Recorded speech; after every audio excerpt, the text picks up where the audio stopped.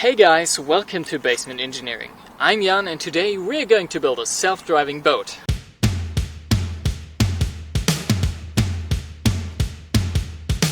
Actually, who am I kidding? We're not gonna build anything today. This is just you watching me struggle for 10 minutes trying to figure out how to finally finish an old university project. If this wasn't enough of a hint, this is not one of my usual how-to videos. Definitely not. All of the nerdy details that like 1% of you care about are actually over on Instructables. This is kind of a highlight reel of all the worst things of the project, so a pessimistic highlight view, if you will. Anyways, as I mentioned, this is an old uni project, so it has a little bit of a backstory. Let's take 2 minutes of time to look at it.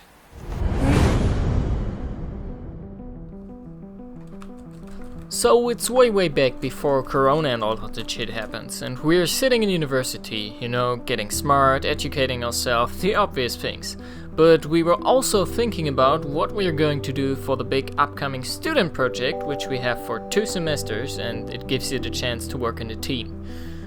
The team has 2 choices. It can either choose from a list of pre-existing projects that are well planned out and always have a good chance of success, or it can start its own thing, which nobody ever did before, but we're not mainstream, so of course we started our own thing.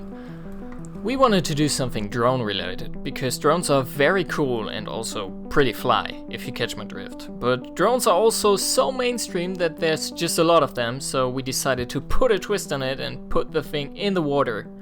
We decided to build something like this, a drone boat. So we now had a solution that nobody needed. We also needed to find an application for it. And we found one at a local lake that gets nice and warm in the summer, but that also causes toxic algae to grow, and as they are toxic, you want to know exactly when, where and why they are growing.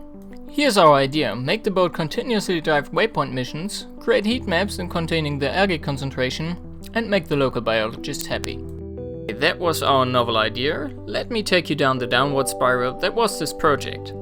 First of all, we started brainstorming what things we were going to need for a drone boat. Of course, because it's a boat, it's gonna need a hull, and we should easily be able to build something like that ourselves.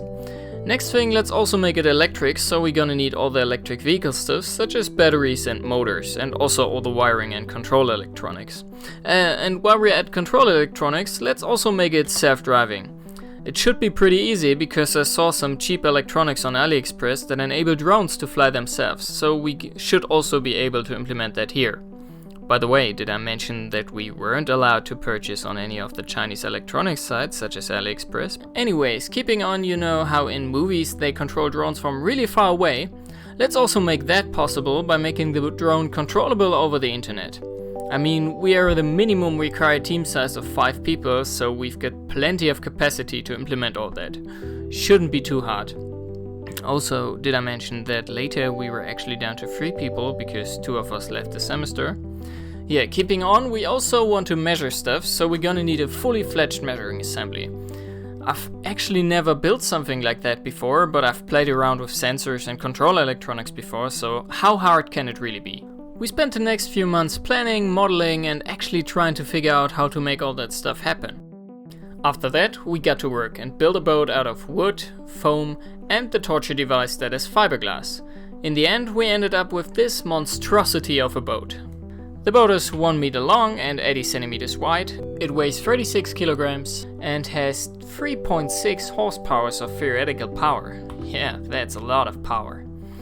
Anyways, it goes a whopping 3.6 kilometers an hour, which is pretty lit if you ask me.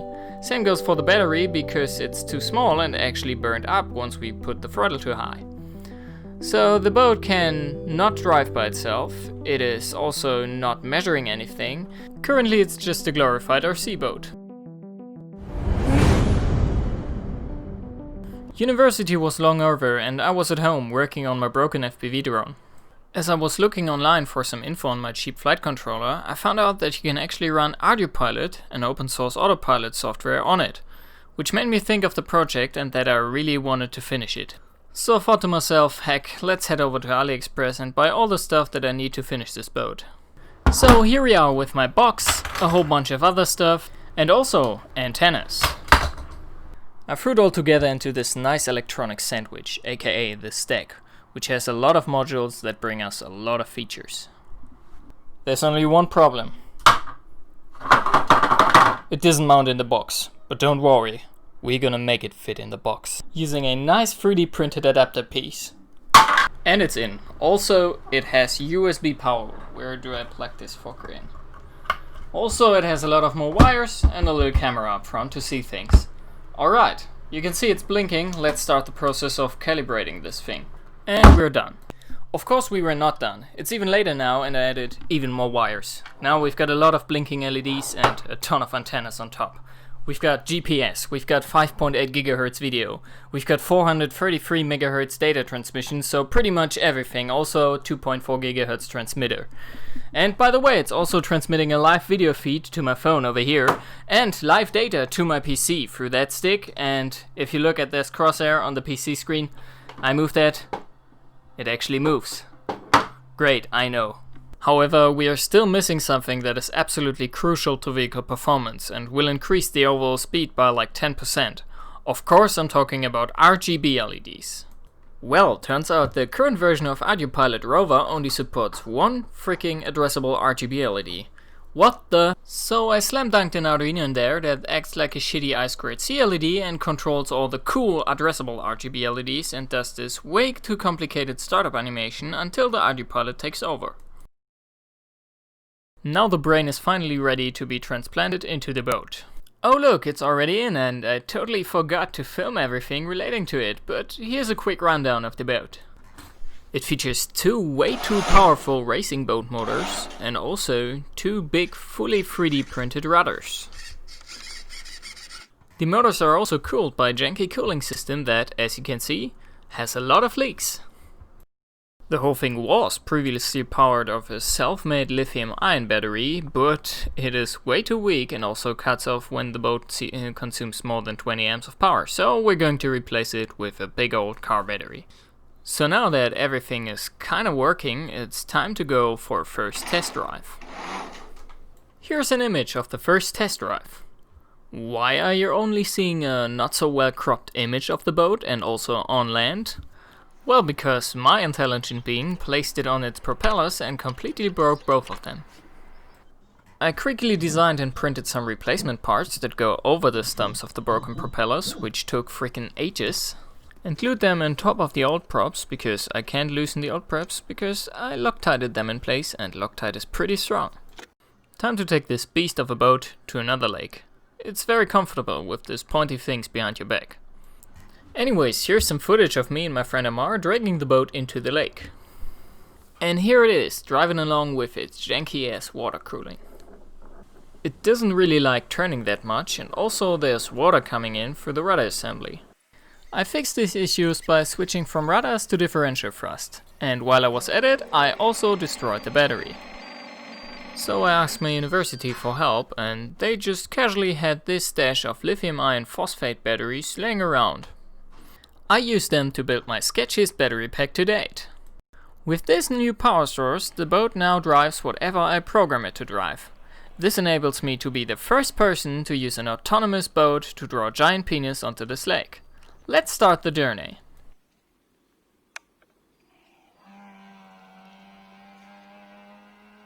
Apparently somebody didn't really like that because the boat got stuck and completely turned off. I can't do anything to reach it. And it's, of course, the farthest away that it can possibly be. Oh look, the boat finally came back on its own, so I didn't have to go swimming in the cold water. Just kidding, I had to swim to the boat in 12 degrees cold water. But hey, it can do the self-driving, so let's roll a montage of the boat actually working.